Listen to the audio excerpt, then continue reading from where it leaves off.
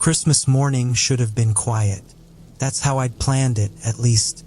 Just me, a cup of hot coffee, and the warm glow of my little tree tucked in the corner of my living room. Nothing fancy, just peace and a little time to reflect. But when I walked into the room, something was off. At first, I couldn't put my finger on it. The tree lights twinkled just like they always did, and the soft hum of holiday music played faintly in the background. But then I saw it, a gift. It was sitting right there under the tree, wrapped in rich, dark red paper with a black velvet bow tied neatly on top. My heart skipped. Here's the thing. I live alone. I hadn't wrapped any gifts this year. There wasn't anyone to wrap them for. And yet, here it was, perfectly placed like it belonged. I froze, staring at it, my mind racing to make sense of it. Did someone break in? No, nothing else was disturbed. Maybe a neighbor? But that didn't explain how it got inside. I crouched down, hesitant, and ran my fingers over the smooth paper. The tag hanging from the bow caught my eye. It was handwritten, the ink slightly smudged, but I could make out the name. For Amelia. Amelia. That wasn't my name. I stood back up, scanning the room as if the answer might be lurking in the shadows. A faint chill ran down my spine, even though the heater hummed steadily against the winter air. I wanted to ignore it, just leave it there, pretend it didn't exist. But my curiosity wouldn't let me. Who was Amelia? How did this get here? And, more importantly, who had put it under my tree? I told myself it was probably nothing. A mistake, a mix-up. Maybe someone had meant to drop it off somewhere else. But deep down, I didn't believe that. The way it sat there, perfectly placed, felt intentional. Taking a deep breath, I reached for the gift and lifted it carefully. It wasn't heavy, but something shifted inside. A soft sound, like fabric brushing against wood. My heart raced as I turned the tag over, hoping for more clues, but there was nothing else written. Just for Amelia. I wanted to set it down, to walk away, but instead, I found myself sitting on the floor with the gift in my lap. My hands trembled as I untied the bow. The velvet ribbon fell away, and the edges of the paper peeled back with a soft rustle. My stomach twisted with equal parts anticipation and dread. I didn't know it yet, but that moment was the last time my life felt normal. I sat there on the floor, staring at the box as if it could somehow explain itself. The wrapping paper lay in shreds around me, and what remained was an old, wooden box. It was small, no bigger than a jewelry case, with delicate carvings that spiraled around its edges. The wood was smooth and polished, but it felt cold against my fingers, unnaturally cold. There was no lock on the box, just a simple latch that seemed almost too easy to open. As I flipped it up, the lid creaked slightly, the sound cutting through the quiet room like a whisper. Inside, there was a folded piece of paper sitting on top of what looked like a small velvet pouch.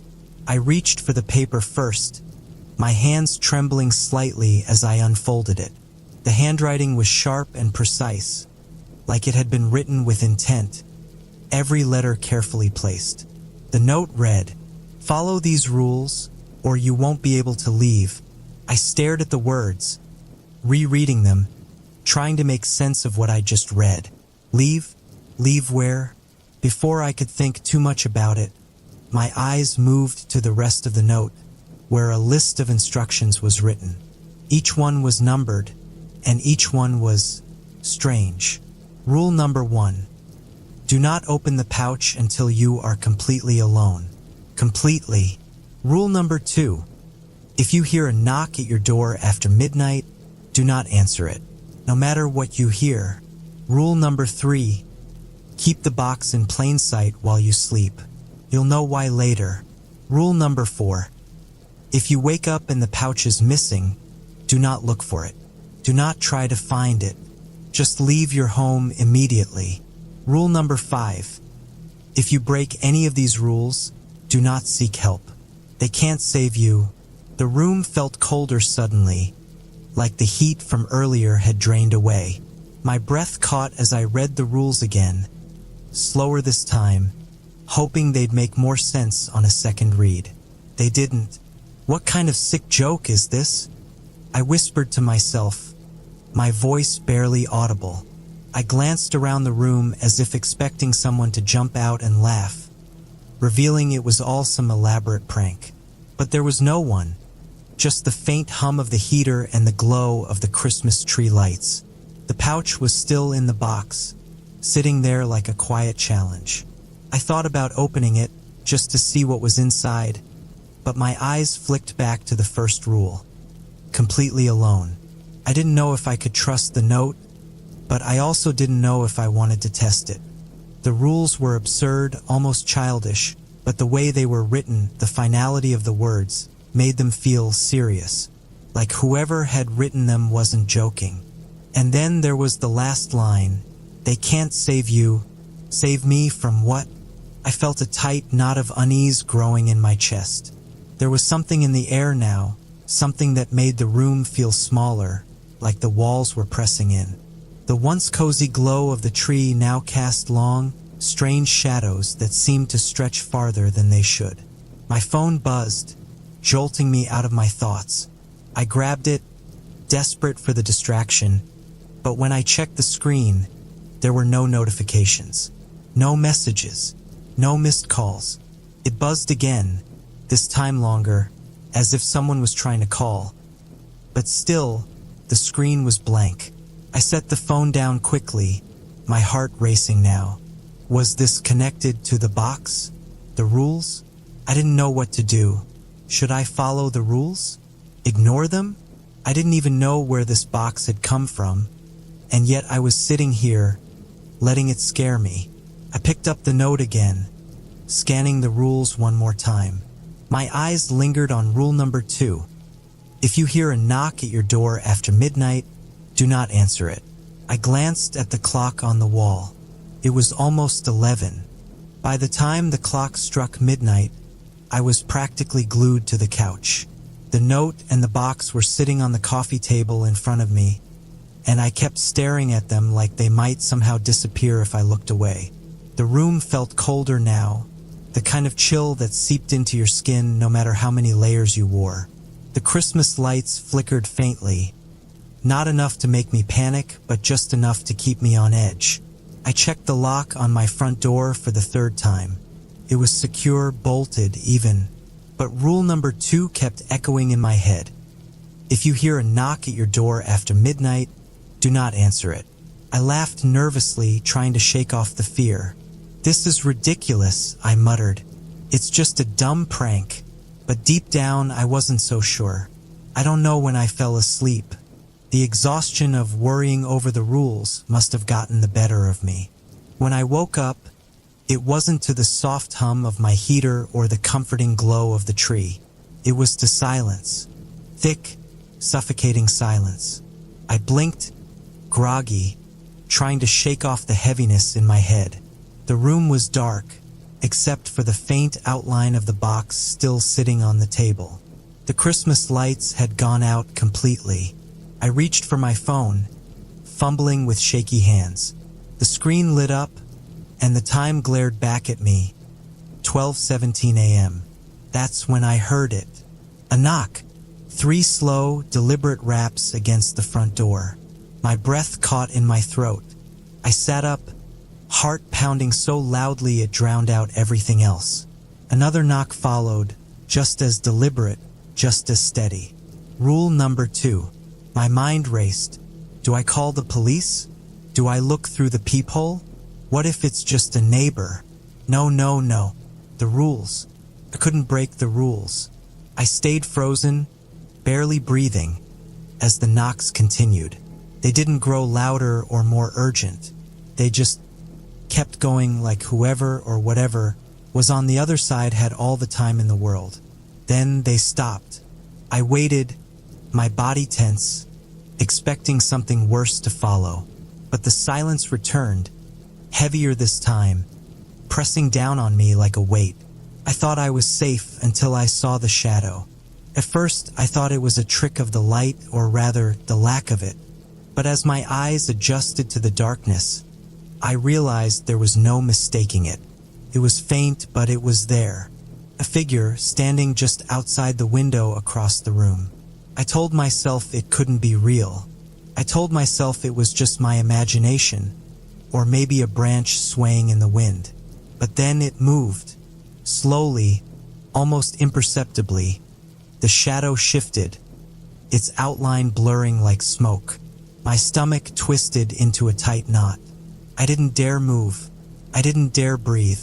The box sat there on the table, almost taunting me with its stillness. I glanced at it, half expecting it to start glowing or vibrating, but it just sat there, ordinary and unremarkable. The shadow outside grew clearer, sharper, until I could see the faint impression of a hand pressed against the glass. I grabbed my phone, dialing the first number that came to mind, but when I hit call, there was nothing. No dial tone, no ringing, just silence. The hand on the glass slid downward slowly, leaving no smudges, no marks, just the quiet, eerie movement that made my skin crawl. I was about to bolt, to grab my coat and run, when the pouch on the table shifted slightly. It was so subtle, I might have missed it if I hadn't been staring straight at it. The velvet material seemed to tremble, like something inside was alive. I reached for it instinctively, breaking rule number 1 before I even realized what I was doing. The moment my fingers touched the pouch, a sharp knock sounded again, this time from the window. I snapped my head toward the sound, but the shadow was gone. The glass was clear, the night outside still and undisturbed. I sat back, heart racing, clutching the pouch like it was the only thing keeping me grounded. My mind was spinning with questions I didn't want answers to.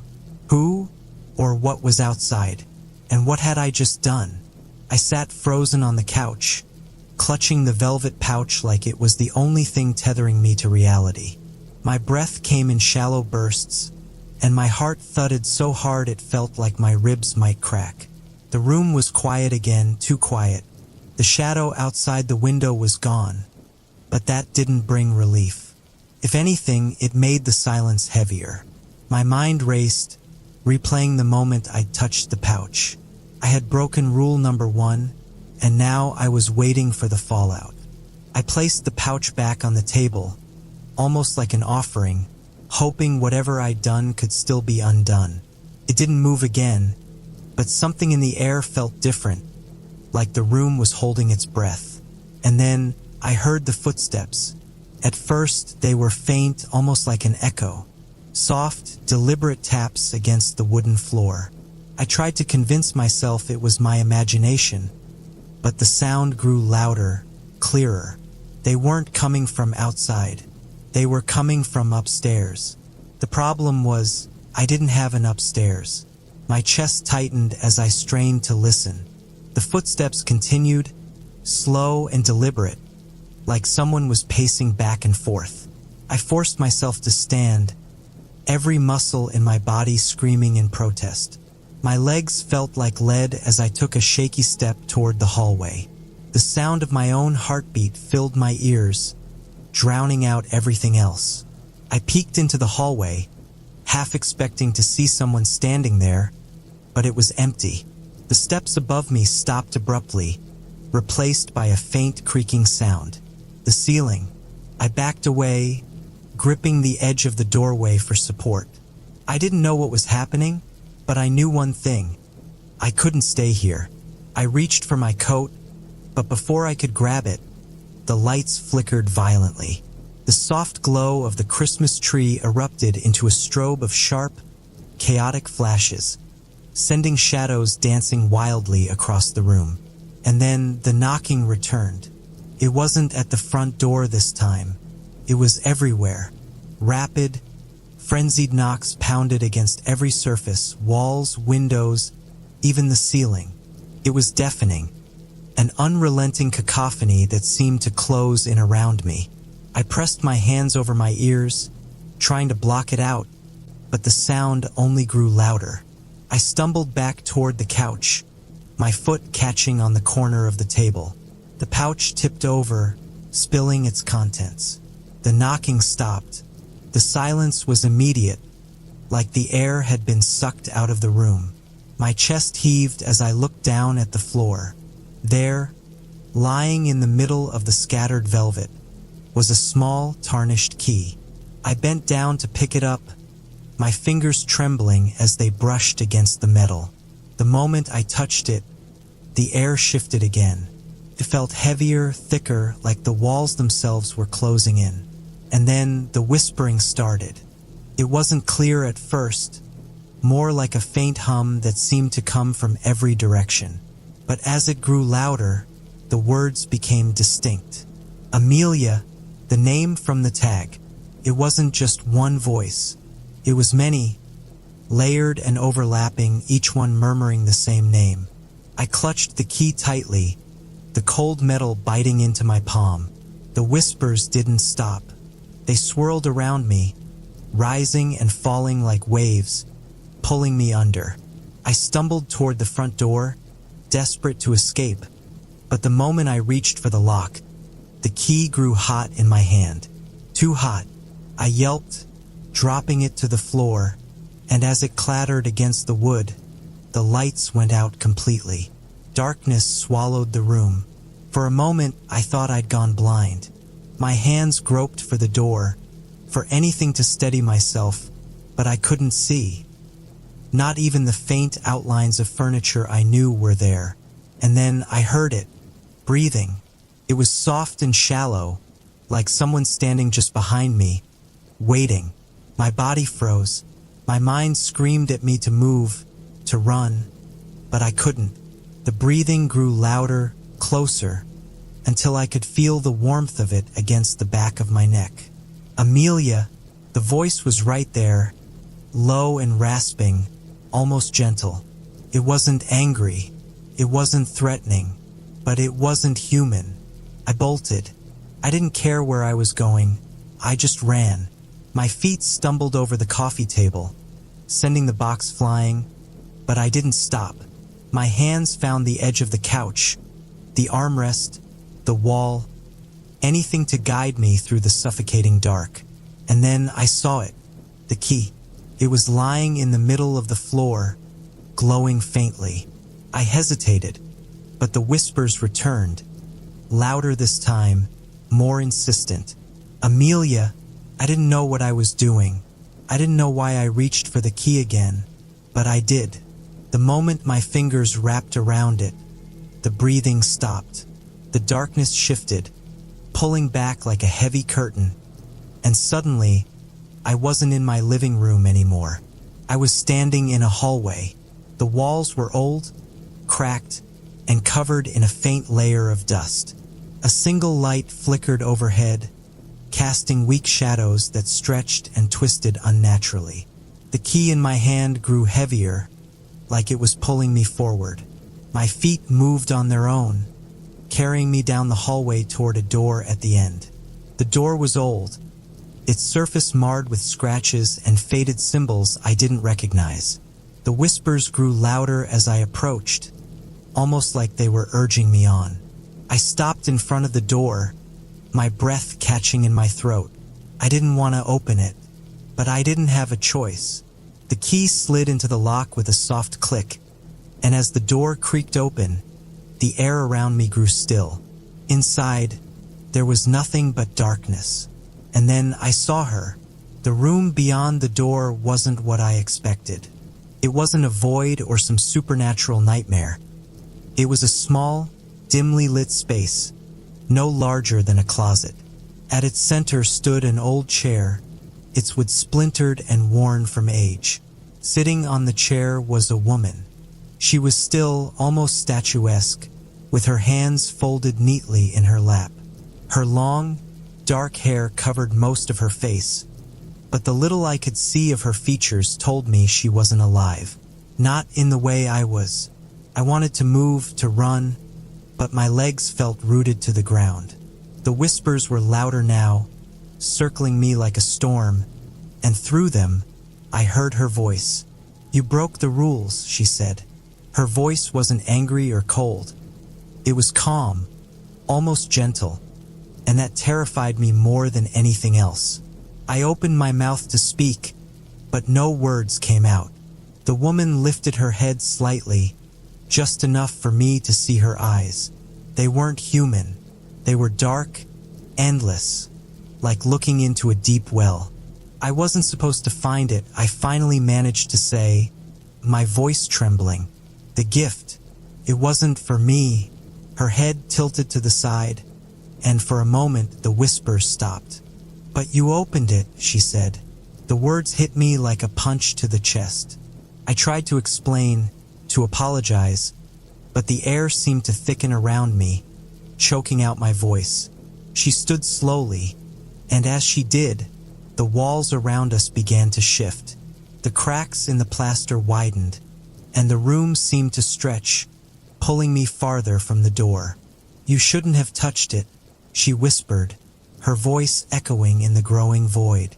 The key in my hand began to burn, the pain shooting up my arm. I dropped it instinctively, but it didn't hit the ground. It vanished, dissolving into the air like smoke. The whispers returned, louder than ever, drowning out her voice and mine. The room darkened, and I could feel her moving closer, though I couldn't see her anymore. When I woke up, I was back in my living room. The Christmas lights were still glowing softly, the room warm again, as if none of it had happened. But the box was gone. I looked around, half expecting to see the woman standing in the shadows, but there was nothing. The velvet pouch was gone too, along with the key. For a moment, I thought I'd imagined it all. A horrible, vivid dream. But then I saw the gift tag on the floor. It was torn, the edges frayed, but the handwriting was still clear. For Amelia, I picked it up carefully, turning it over in my hands. The back of the tag, which had been blank before, now had a single word scrawled across it. "Run." My chest tightened as I stared at the word. It felt like a warning, but I didn't know what it meant or when it would matter. That was 3 months ago. Since then, nothing has felt the same. The nights are quieter, too quiet, and sometimes I hear faint knocking when I'm alone. At first, I thought it was just in my head, but then I started seeing her. In reflections, in shadows, always there watching. I don't know what she wants. Maybe I never will. All I know is this: the gift wasn't meant for me, but somehow I think it's mine now, forever. Subscribe for more horror stories every day.